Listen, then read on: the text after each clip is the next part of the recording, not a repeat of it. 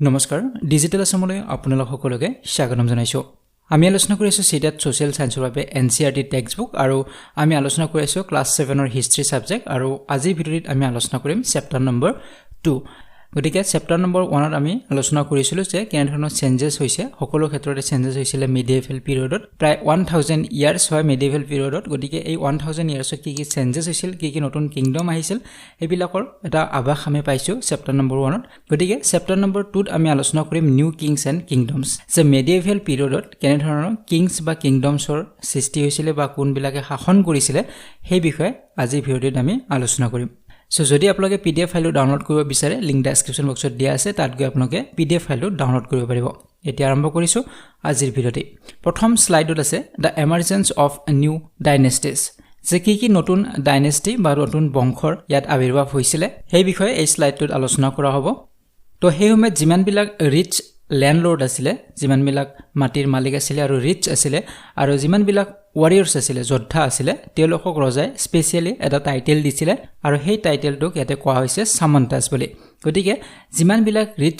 ল্যান্ডলৰ্ড আছিল বা ওয়াৰিয়ৰ আছিল ৰজাই তেওঁলোকক স্পেশালি এটা টাইটেল দিছিল উপাধি দিছিল আৰু হেতু হৈছে সামন্তা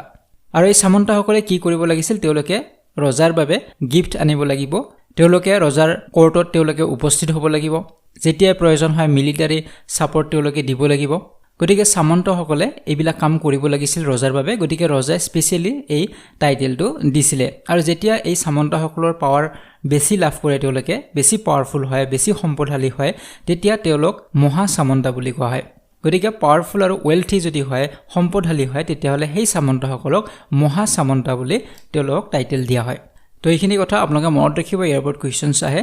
তো ইয়াৰ পিছত কোৱা হৈছে দান্তি দুৰ্গাৰ কথা কোৱা হৈছে এও আছিল ৰাষ্ট্ৰকূটাৰ চিফ আছিল তো ৰাষ্ট্ৰকূট সেই সময়ত পাৱাৰফুল আছিল গতিকে এই ৰাষ্ট্ৰকূটাৰ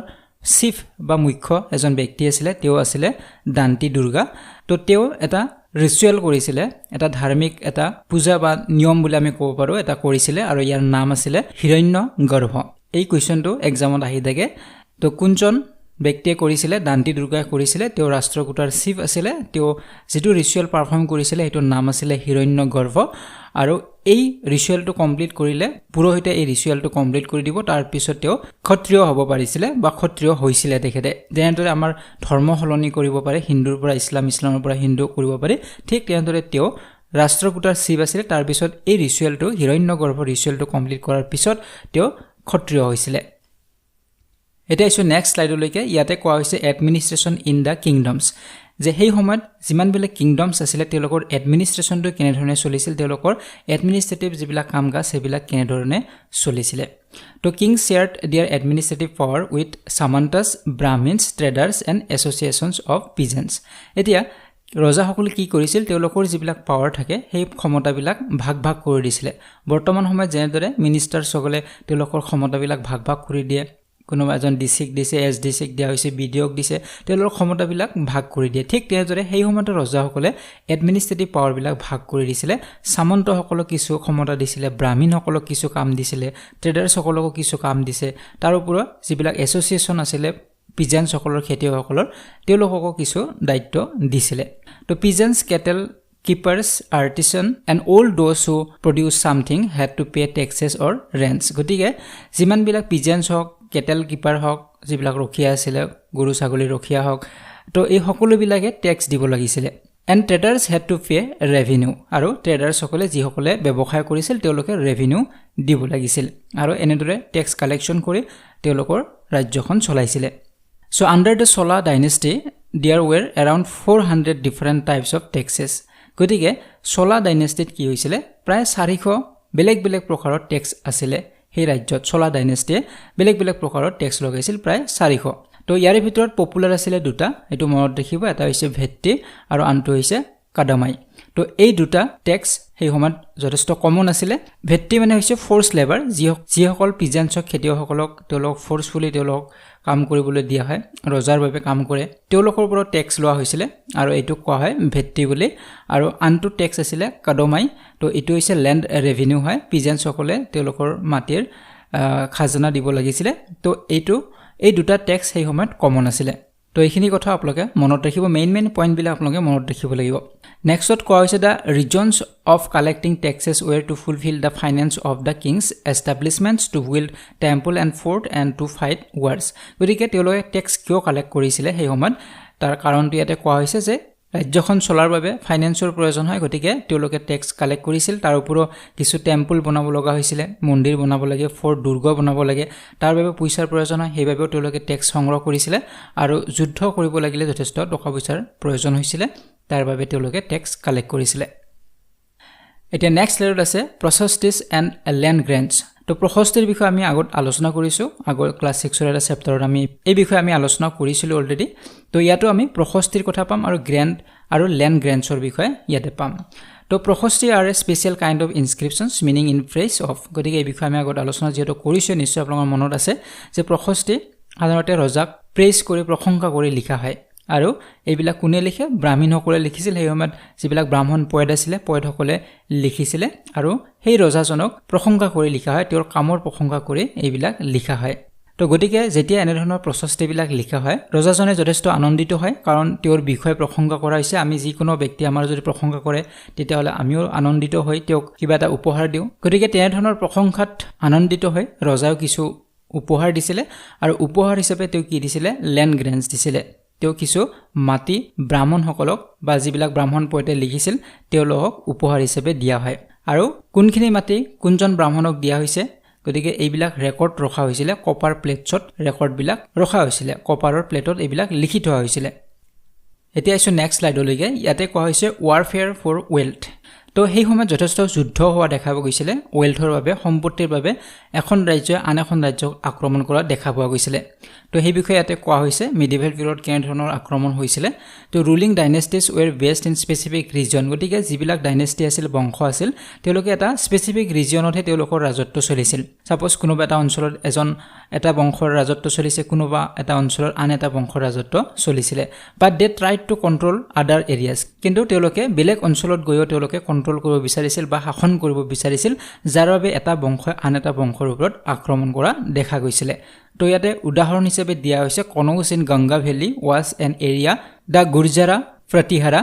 দা Rashtrakuta and the Pala dynasties tried to control the centuries তো গংগা ভেলীত থকা কনৌজত এই তিনিটা বংশ এই তিনিটা বংশৰ নাম আপোনালোকে মনত ৰাখিব গুৰ্জাৰা প্ৰতিহাৰা ৰাষ্ট্ৰকূটা আৰু পালা ডাইনেষ্টি এই তিনিটা বংশই তেওঁলোকে কন্ট্ৰোল কৰিব বিচাৰিছিল কনৌজ দখল কৰিব বিচাৰিছিল কনৌজত শাসন কৰিব বিচাৰিছিল আৰু প্ৰায় সেঞ্চুৰিজ তেওঁলোকে চেষ্টা কৰিছিল এই তিনিটা বংশই গতিকে হিষ্টৰিয়ানসকলে ইয়াক কি বুলি কোৱা হৈছে ট্ৰাইপাৰ্টেড ষ্ট্ৰাগল বুলি কোৱা হৈছে ইয়াক ত্ৰিপক্ষীয় সংগ্ৰাম বুলি কোৱা হৈছে গতিকে তিনিটা পক্ষৰ ফালৰ পৰা ইয়াতে আক্ৰমণ চলিছিল বা তিনিটা পক্ষই কনৌজ দখল কৰিবলৈ চেষ্টা কৰিছিল গতিকে এইটো আপোনালোকে মনত ৰাখিব কোন তিনিটা বংশই চেষ্টা কৰিছিল এইটো প্ৰশ্ন আহি থাকে তো নেক্সট পইণ্টত কৈছে rich temples were targeted first when one ruler attacked another kingdom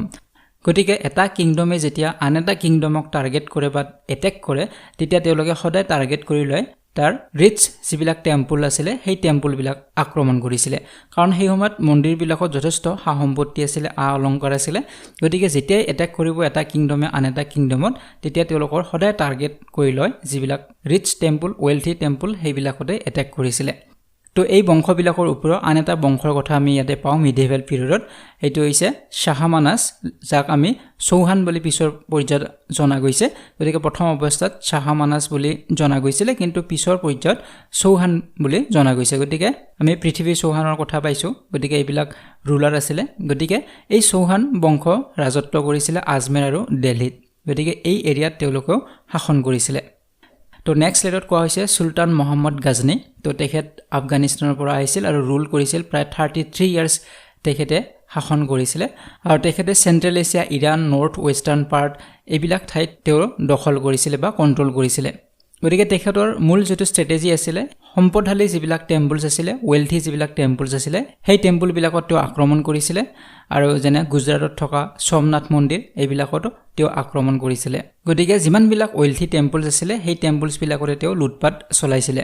গতিকে এই মোহাম্মদ গাজনীয়ে তেওঁ যিমান লুটপাট কৰি টকা পইচা উপাৰ্জন কৰিছিল এই পইচাবিলাক তেওঁ এখন সিটি বনাইছিল তাতে খৰচ কৰিছিল আৰু সেই সিটিখন আছিল সিটি অফ গাজনী সো ইয়াৰ ওপৰত তেওঁ যিবিলাক ঠাই দখল কৰিছিলে সেই ঠাইবিলাকৰ মানুহৰ বিষয়ে তেওঁ জানিবলৈ চেষ্টা কৰিছিলে আৰু তাৰ বাবে তেওঁ এজন স্কলাৰ এপইণ্ট কৰিছিলে আৰু তেওঁৰ নাম আছিল আল বেৰুনি গতিকে তেখেতক সাব কন্টিনেন্টৰ বিষয়ে বা সেই ব্যক্তিসকলৰ বিষয়ে লিখিবলৈ তেওঁক এপইণ্ট কৰা হৈছিল নিয়োগ কৰা হৈছিল আৰু তেওঁ যিখন কিতাপ লিখি উলিয়াইছিল সেই কিতাপখনৰ নাম আছিল কিতাপ অল হিন্দ বুলি গতিকে হিষ্টৰিয়ানসকলে এই কিতাপখনৰ পৰা সোৰ্স তেওঁলোকে লয় আৰু এই কিতাপখনত সেই সময়ৰ কথা যথেষ্ট পৰিমাণে পোৱা গৈছে গতিকে ইণ্ডিয়ান হিষ্ট্ৰীৰ এটা সোৰ্স হিচাপে কিতাপ অল হিন্দ এই কিতাপখনক ল'ব পাৰি এতিয়া নেক্সট স্লাইডত আছে চলা ডাইনেষ্টিৰ কথা চলা বংশৰ কথা ইয়াতে উল্লেখ কৰা আছে যে প্ৰথম পইণ্টত আছে ফ্ৰম উৰায়ুৰ টু তাঞ্জাবুৰ সো উৰায়ুৰৰ পৰা তাঞ্জাবুৰলৈকে তেওঁলোকে কেনেদৰে শাসন চলাইছিল সেই বিষয়ে ইয়াতে কোৱা হৈছে সো চলা বংশৰ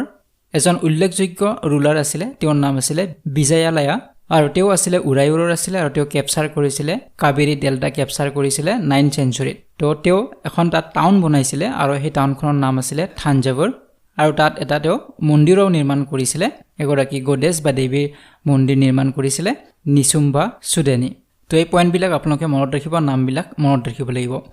তো ইয়াৰ পিছত আমি জানিব লাগিব ৰাজা চলা তেখেত চলা বংশৰ এগৰাকী ৰুলাৰ আছিল গ্ৰেটেষ্ট ৰুলাৰ আছিল ৰাজা চলা তাৰ পিছত আন এজন ৰুলাৰ আছিল চলা বংশৰ তেওঁ আছিল ৰাজাৰ পুত্ৰ ৰাজেন্দ্ৰ আৰু তেওঁ দেউতাকৰ যিবিলাক পলিচি আছিল ৰাজাৰ যিবিলাক পলিচি আছিল সেইবিলাক কন্টিনিউ কৰি ৰাখিছিল আৰু তেওঁৰ এম্পায়াৰটো এক্সটেন্ড কৰিছিল বঢ়াইছিল গংগা ভেলীলৈকে বঢ়াইছিল শ্ৰীলংকা সাউথ ইষ্ট এছিয়া এই ঠাইবিলাকলৈকে তেওঁৰ এম্পায়াৰটো বঢ়াইছিল ৰাজেন্দ্ৰই গতিকে আমি চলা বংশত এইবিলাক ৰুলাৰৰ কথা পাওঁ বিজয়ালয়া ৰাজা চলা আৰু ৰাজেন্দ্ৰ এটা আছে নেক্সট স্লাইডলৈকে ইয়াতে কোৱা হৈছে splendid temples and bronze sculpture যে চলা বংশত কেনে ধৰণৰ টেম্পলছ আছিল বা ব্ৰঞ্জ স্কাল্পচাৰৰ বিষয়ে কি কোৱা হৈছে সেই বিষয়ে উল্লেখ কৰা আছে গতিকে দুটা টেম্পলৰ কথা কোৱা হৈছে এই দুখন ঠাইত বনোৱা হৈছিল এটা আছিল থাঞ্জাবুৰত আৰু আনটো আছিল গংগাই কাণ্ডাল চলাপুৰমত তো এই দুটা কোনে বনাইছিল ৰাজা আৰু ৰাজেন্দ্ৰই বনাইছিল তো এই চলা বংশৰ ৰাজত্বকালত যিমানবিলাক মন্দিৰ আছিল এই গাঁও অঞ্চলত যিবিলাক মন্দিৰ বনোৱা হৈছিল সেইবিলাক অকল পূজা অৰ্চনা কৰাৰ বাবে মন্দিৰ নাছিল তাত ক্ৰাফ্টৰ চেণ্টাৰ আছিল তাত বিভিন্ন প্ৰডাক্ট বিভিন্ন বস্তু তাত বনোৱা হৈছিল সেইবিলাক বাহিৰত বিক্ৰী কৰা হৈছিল গতিকে সেই মন্দিৰবিলাকে ইকনমিটো ডেভেলপ কৰিছিল তাৰ ওপৰত সেই মন্দিৰবিলাকক মাটি কিছু দান কৰা হৈছিল ৰজাসকলে বা ধনী মানুহ আছিল তেওঁলোকে সম্পদশালী মানুহ আছিল তেওঁলোকে মাটি দান কৰিছিল মন্দিৰবিলাকত ইয়াৰ পিছৰ পইণ্টত কোৱা হৈছে almost the crafts associated with temples the making of bronze images was the most distinctive তো এইটো ইম্পৰ্টেণ্ট হয় ইয়াৰ ওপৰতো কুৱেশ্যন আহে যে ইয়াতে কোৱা হৈছে যে সেই সময়ত যিবিলাক মন্দিৰ আছিল চলা বংশৰ সময়ছোৱাত ৰুলাৰৰ সময়ছোৱাত সেই মন্দিৰবিলাকত সাধাৰণতে দেখা পোৱা গৈছিল ব্ৰঞ্জৰ ইমেজ দেখা পোৱা গৈছিল এইটো যথেষ্ট প্ৰয়োজনীয় এটা পইণ্ট ইয়াৰ ওপৰত আগতো কুৱেশ্যন আহিছে যে কেনেধৰণৰ ইমেজ পোৱা গৈছিল ব্ৰঞ্জৰ ইমেজ পোৱা গৈছিল সেই টেম্পলবিলাকত চলা ডাইনেষ্টিৰ টেম্পলবিলাকত এতিয়া আছো নেক্সট স্লাইডলৈকে সেই পইণ্টত কোৱা হৈছে যে চলা ডাইনেষ্টিৰ সময়ত বা তেওঁলোকে যেতিয়া শাসন কৰিছিল সেই সময়ছোৱাত কেনেধৰণৰ এগ্ৰিকালচাৰ বা ইৰিগেশ্যন আছিল তো এই পইণ্টত কোৱা হৈছে যে কাবেৰী নদী বিভিন্ন আৰু সৰু সৰু কিছু চেনেল বা সৰু খাল কিছুমানৰ সৃষ্টি কৰিছে সেইবিলাক চাৰিওফালে বৈ গৈছিল আৰু এইবিলাক বানপানীৰ সময়ত কি হয় যেতিয়া বৰষুণ দিয়ে অভাৰফ্লাডেড হৈ যায় আৰু এই বানপানীৰ ফলত যিমানবিলাক সাৰুৱা সয়েল আছিল ফাৰ্টাইল সয়েলবিলাক পাৰত গৈ জমা হৈছিল আৰু তাত এগ্ৰিকালচাৰ বাবে সেই ঠাইখিনি যথেষ্ট সুবিধা হৈছিল বহুত ভাল খেতি তাত হৈছিল তো সেই পইণ্টটো কোৱা হৈছে সো নেক্সট পইণ্টত কোৱা হৈছে যে যিবিলাক ডেল্টা ৰিজন আছিল এই ডেল্টা ৰিজনত মথাউৰি নিৰ্মাণ কৰা হৈছিল সেই এৰিয়াটোক বানপানীৰ পৰা ৰক্ষা কৰিব পাৰে তাৰ ওপৰত সৰু কিছু কেনেল কিছু খাল কিছু খান্দি দিয়া হৈছিল যাতে ফিল্ডলৈকে বা খেতি পথাৰলৈকে পানী লৈ যাব পাৰে তাৰ বাবে কিছু খালৰো নিৰ্মাণ কৰা হৈছিল চেনেল কিছু নিৰ্মাণ কৰা হৈছিল ইয়াৰ ওপৰত আৰ্টিফিচিয়েল কিছু ইৰিগেশ্যনো সেই সময়ত দেখা পোৱা গৈছে চলা বংশৰ সময়ত আৰ্টিফিচিয়েল ইৰিগেশ্যন দেখা পোৱা গৈছে যেনে ৱেল খন্দা হৈছে কুৱা খন্দা হৈছিল বা পানীৰ টেংক নিৰ্মাণ কৰা হৈছে আৰু তাৰ জৰিয়তে খেতি পথাৰত পানী দিয়া হৈছিল গতিকে এইটো আমি চলা বংশত দেখা পাওঁ গতিকে চলা বংশত এনে ধৰণৰ এগ্ৰিকালচাৰ আৰু ইৰিগেশ্যন আছিল এতিয়া আছো নেক্সট স্লাইডলৈকে ইয়াতে আছে the administration of the empire গতিকে চলা বংশত কেনে ধৰণৰ এডমিনিষ্ট্ৰেশ্যন আছিল তো অলপ আগতে আমি পালোঁ যে সেই সময়ত কি হৈছিলে যে ৰজাসকলে তেওঁলোকৰ পাৱাৰবিলাক ভাগ কৰি দিব লগা হৈছিলে গতিকে চলা বংশৰো ঠিক তেনেধৰণে হৈছিলে চলা বংশৰ ৰজাসকলে পাৱাৰবিলাক ভাগ কৰি দিছিলে গতিকে ইয়াতে গাঁৱৰ কিছু খেতিয়কসকলক গ্ৰুপ কৰি কিছু খেতিয়ক 4জন 5জন এনে ধৰণৰ খেতিয়ক লগ কৰি তেওঁলোকে এটা গ্ৰুপ বনাইছিলে আৰু সেই গ্ৰুপটোক কি বুলি কোৱা হয় আৰ বুলি কোৱা হয় ইউ আৰ বুলি কোৱা হয় গতিকে এই গ্ৰুপটোক কিছু দায়িত্ব দিয়া হয় তেওঁলোকক কাম কাজ কিছু দিয়া হয় তাৰ পিছত এই যিবিলাক গ্ৰুপৰ কথা ক'লো আৰ বুলি তো বেলেগ বেলেগ অঞ্চলত এনে ধৰণৰ বহুতো গ্ৰুপ আছে গতিকে এই গ্ৰুপবিলাক লগ কৰি তেওঁলোকে আন এটা গ্ৰুপ বনাই হেতুৰ নাম দিয়া হৈছে নাডু গতিকে এই নাডুবিলাক কিছু আৰু তেওঁলোকৰ এডমিনিষ্ট্ৰেটিভ কামকাজ দিয়া হয় যেনে গাঁৱত তেওঁলোকে টেক্স কালেকশ্যন কৰে জাস্টিস মেইনটেইন কৰে কৰবাত কিবা ইনজাস্টিস হৈছে অন্যায় হৈছে সেইবিলাকৰ বিচাৰ কৰিব লাগে গতিকে নাডুসকলে কৰিছিলে গতিকে এইবিলাক আপোনালোকে মনত ৰাখিব লাগিব যে সৰু সৰু কিছু গ্ৰুপ বনাইছিলে সেইবিলাক আৰ আছিলে আৰু সেই আৰ বিলাক লগ কৰি আন গ্ৰুপ বনোৱা হৈছে সেইবিলাক নাডু বুলি কোৱা হয় তেওঁলোকৰ কামকাজ কি কালেক্টিং টেক্স মেইনটেইনিং জাস্টিস ইয়াৰ উপৰিও ভেল্লাল ডাইনেষ্টিৰ যিবিলাক ৰিচ পিজন আছিলে ভেল্লাল ডাইনেষ্টি বংশৰ যিবিলাক ধনী খেতিয়ক আছিলে সেই খেতিয়কসকলক তেওঁলোকক এটা দায়িত্ব দিয়া হৈছিল যে এই নাডুবিলাকক নজৰ ৰাখিব লাগে নাডুসকলক চোৱাচিতা কৰিব লাগিব যে তেওঁলোকে সঠিক ৰূপে কাম কৰিছেনে কৰা নাই গতিকে এই দায়িত্বটো কাক দিয়া হৈছিল ভেল্লাল ডাইনেষ্টিৰ ৰিচ পিজনসকলক দিয়া হৈছিল আৰু তেওঁলোকে চলা এম্পায়াৰৰ তলত কাম কৰিছিল গতিকে চলা এম্পায়াৰক তেওঁলোকে খবৰবিলাক দি থাকিব লাগিব যে নাডু যিবিলাক আছে সেইবিলাকে ঠিকমতে কাম কৰিছেনে কৰা নাই যেনেদৰে আমাৰ যিবিলাক এডমিনিষ্ট্ৰেটিভ ডিপাৰ্টমেণ্ট আছে সেইবিলাকৰ ওপৰত নজৰ ৰখা হয় তেওঁলোকৰ কামকাজবিলাক ঠিকমতে চলি আছে নে নাই তাৰ বাবে গভৰ্ণমেণ্টে এপইণ্ট কৰে গতিকে ঠিক তেনেদৰে সেই সময়তো চলা এম্পায়াৰসকলে এপইণ্ট কৰিছিলে নাডুসকলৰ ওপৰত নজৰ ৰখাৰ বাবে নেক্সট পইণ্টত কোৱা হৈছে দ্য চলা কিং অলছো গেভ টাইটেল সাচ এছ মুভেণ্ডা ভেলেন এণ্ড আৰিয়াৰ গতিকে সেই সময়ত কি হৈছিলে চলা ৰজাসকলে এটা টাইটেল দিছিলে দুটা টাইটেল তেওঁলোকে দিছে প্ৰথম টাইটেলটো আছিলে মুভেণ্ডা ভেলেন বুলি আৰু দ্বিতীয় টাইটেলটো দিছিলে আৰিয়াৰ বুলি গতিকে টাইটেলটো সেই সময়ত গাঁৱৰ ব্যক্তিসকলক কিছুমানক দিয়া হৈছিলে ৰেসপেক্টৰ কাৰণে দিয়া হৈছে সন্মানৰ বাবে তেওঁলোকক দিয়া হৈছিলে গতিকে তেওঁলোকক কিছু কিছু দায়িত্ব তেওঁলোকক দিয়া হৈছিলে গতিকে দায়িত্ব দিয়াৰ লগে লগে তেওঁলোকক কিছু উপাধিও দিয়া হৈছিলে এটা আছিলে মুভেণ্ডা ভেলেন মনত ৰাখিব লাগিব আনটো আছিলে আৰিয়াৰ গতিকে এইবিলাক উপাধি সেই সময়ত দিয়া হৈছিলে ব্যক্তিসকলক গতিকে সেই সময়ত সকলোবিলাক পাৱাৰ সকলোবিলাক ক্ষমতা বা কামকাজ নিজৰ হাতত ৰখা নাছিলে ৰজাসকলে আন ব্যক্তিক এই কামবিলাক বা দায়িত্ববিলাক ভাগ কৰি দিছিলে যে নেক্সট স্লাইডত আছে টাইপছ অফ ল্যান্ড চলা বংশৰ যি সময়ত শাসন চলিছিল সেই সময়ত লিখা যিবিলাক ইনস্ক্ৰিপশ্যনছ আছিলে বা শিলালিপি আছিলে তাত উল্লেখ কৰা আছে যে সেই সময়ত 5 প্ৰকাৰৰ ল্যান্ড আছিলে 5 প্ৰকাৰৰ ভূমি আছিলে তাক নামাকৰণ কৰা হৈছে যেনে প্ৰথমটো হৈছে ভেল্লান ভাগাই ল্যান্ড অফ নন ব্ৰাহ্মণ পিজন প্ৰপাৰ্টিজ গতিকে যিবিলাক নন ব্ৰাহ্মণ আছিলে যিসকল ব্ৰাহ্মণ নাছিলে তেওঁলোকৰ মাটিক তেওঁলোকৰ ভূমিক নাম দিয়া হৈছিল ভেল্লান ভাগাই তাৰ পিছত আছিল 2 নম্বৰত ব্ৰাহ্মদেৱা ল্যান্ড গিফটেড টু ব্ৰাহ্মণ গতিকে ব্ৰাহ্মণসকলক ল্যান্ড গিফট কৰা হৈছিল আমি আগৰ অলপ আগতে পালো তেওঁলোকে যেতিয়া প্ৰশস্তিবিলাক লিখিছিল সেইবিলাকত আনন্দিত হৈ ৰজাই তেওঁলোকক ভূমি দান কৰিছিল গতিকে সেই গিফটেড যিবিলাক ল্যান্ড দিয়া হৈছিল ব্ৰাহ্মণসকলক সেই ল্যান্ডখিনিক কি বুলি কোৱা হয় ব্ৰাহ্মদেয়া বুলি কোৱা হয়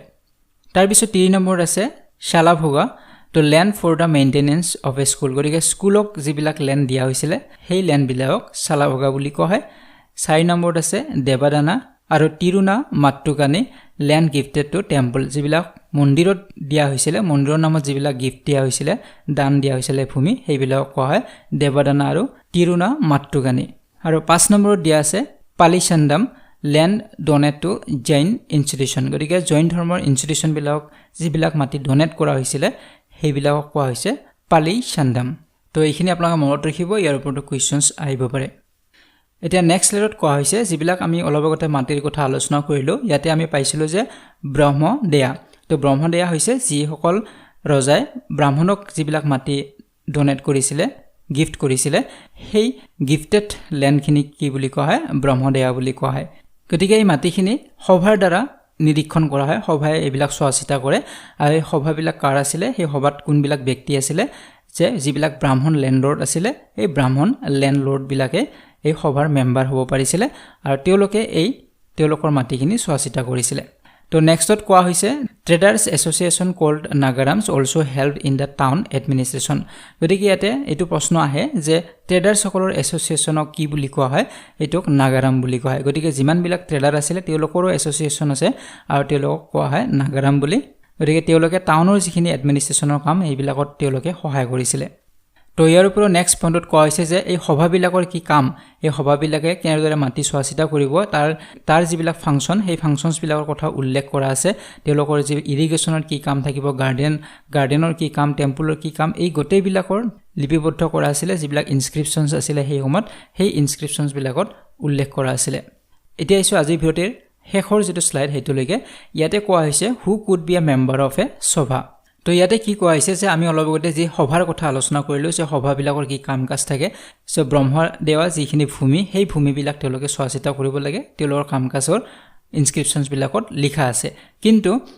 এই সভাৰ মেম্বাৰ হ'বলৈ কি এলিজিবিলিটি ক্ৰাইটেৰিয়া লাগে বা কি যোগ্যতা লাগে সেই বিষয়ে ইনস্ক্ৰিপশনত উল্লেখ কৰা আছিল গতিকে ইয়াৰ ওপৰতো কোৱেশ্চন অহা দেখা যায় সেইবাবে আমি এই কথাখিনি চাই লৈছো যে এই সভাবিলাকৰ মেম্বাৰ হ'ব লাগিলে কি যোগ্যতা লাগিব প্ৰথমটোত কোৱা হৈছে all those who wish to become members of the sabha should be owner of land from which land revenue is collected গতিকে যিখিনি এৰিয়াত তেওঁলোকে ৰেভিনিউ কালেক্ট কৰিব সেই সভাখনে যিখিনি এৰিয়াৰ ট্যাক্স কালেক্ট কৰিব সেই এৰিয়াত সেই ব্যক্তিজনৰ মাটি থাকিব লাগিব গতিকে তেওঁ যদি মেম্বাৰ হ'ব বিচাৰে সেই এৰিয়াত তেওঁৰ ভূমি থাকিব লাগিব তেতিয়া তেওঁ মেম্বাৰ হ'ব পাৰিছিল 2 নম্বৰত কৈছে they should have their own homes গতিকে তেওঁলোকৰ নিজৰ ঘৰ থাকিব লাগিব 3 নম্বৰত কৈছে they should be between 35 to 70 years of age যে বয়স 35 ৰ পৰা 70 ইয়াৰ্সৰ ভিতৰত হ'ব লাগিব যদি তেওঁ মেম্বাৰ হ'ব বিচাৰে 4 নম্বৰত কৈছে they should have acknowledge of the Vedas গতিকে তেওঁলোকৰ বেদৰ ওপৰত জ্ঞান থাকিব লাগিব 5 নম্বৰত কোৱা হৈছে they should be well versed in administrative matters and honest গতিকে তেওঁলোকৰ এডমিনিষ্ট্ৰেটিভ বিষয়বিলাকত তেওঁলোকৰ দক্ষতা থাকিব লাগিব বা তেওঁলোক অনেষ্ট হ'ব লাগিব 6 নম্বৰত কোৱা হৈছে if anyone has been A member of any committee in the last 3 years he can not become a member of another committee গতিকে ইয়াতে কোৱা হৈছে যোৱা 3 বছৰত যদি কোনোবা মেম্বাৰ অলৰেডি বেলেগ কমিটি এখনৰ মেম্বাৰ আছিল তেনেহলে তেওঁ এইখন কমিটিৰ বা আন এখন কমিটিৰ মেম্বাৰ হ'ব নোৱাৰে হেতু এটা কন্ডিশন আছিল 7 নম্বৰত কোৱা হৈছে anyone who has not submitted his accounts and those of his relatives can not contest the election গতিকে এই সভাৰ মেম্বাৰ হ'বলৈ যিবিলাক ইলেকশন হৈছিল তো সেই সময়ত যদি তেওঁ নিজৰ একাউন্ট যদি সাবমিট কৰা নাই তেওঁৰ কিমান টকা পইচা আছে এইবিলাক সাবমিট কৰা নাই বা তেওঁৰ ৰিলেটিভছৰ কিমান আছে এইবিলাক সাবমিট কৰা নাই তেতিয়া তেওঁ ইলেকশনৰ কন্টেষ্ট কৰিব নোৱাৰিব গতিকে বৰ্তমান সময়ত আমাৰ যেনেদৰে কিছু এলিজিবিলিটি ক্ৰাইটেৰিয়া ফুলফিল কৰিব লাগে আমাৰ মেম্বাৰ হ'ব লাগিলে বা মিনিষ্টাৰ হ'ব লাগিলে ঠিক তেনেদৰে সেই সময়তো ইয়াৰ ব্যৱস্থা আছিল গতিকে এইবিলাক চলা যিবিলাক ইনস্ক্ৰিপশন আছিল চলা বংশৰ যিবিলাক ইনস্ক্ৰিপশন আছিল তাত এইবিলাকৰ কথা পোৱা গৈছে তো আজি ভিডিঅ'ত আমি নতুন কিছু কিংডমৰ বিষয় পালো কি বংশ সেই সময়ত হৈছিল মিডিয়েভেল পিৰিয়ডত তাৰ ওপৰত বিশেষ কৰি আমি চলা বংশৰ কথা আমি অলপ ডিটেইলছত আজি আলোচনা কৰিলো তো ইয়াৰ পিছৰ ভিডিঅ'ত আমি দিল্লী সুলতানৰ কথা আলোচনা কৰিম দিল্লী সুলতানৰ বিষয়ে আমি ডিটেইলছ আলোচনা কৰিম গতিকে যদি ভিডিঅ'টি ভাল পাইছে লাইক আৰু শেয়াৰ কৰিব যদি এতিয়াও চেনেলটি সাবস্ক্ৰাইব কৰা নাই তেনে চেনেলটি সাবস্ক্ৰাইব কৰক আৰু কাষৰে থকা বেল আইকনটি প্ৰেছ কৰিবলৈ একেবাৰে নপৰিব see you in the next one thank you